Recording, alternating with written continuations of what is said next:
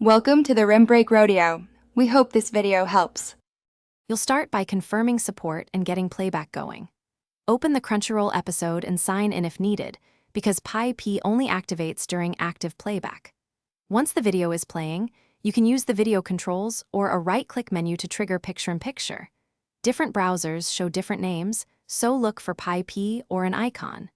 Make sure autoplay or extensions aren't blocking media, since blocked playback prevents PyP from launching.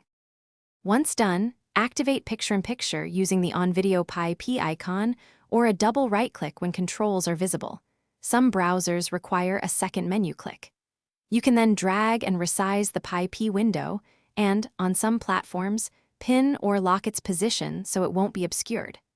Make sure the Crunchyroll tab remains open so play/pause and quality controls work. On mobile, you may need to enable System PyP in Settings before the app's toggle functions correctly. To finish, use the original Crunchyroll tab to adjust subtitles, audio, or quality because PyP mirrors the current stream settings. Once adjusted, PyP updates automatically. If picture-in-picture won't start, restart the browser or app, disable ad blockers and video extensions, and verify you're on the latest browser or app version. These commonly interfere.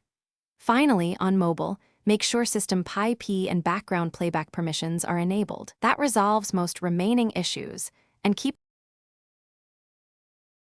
Thanks for watching. Consider subscribing if we helped you.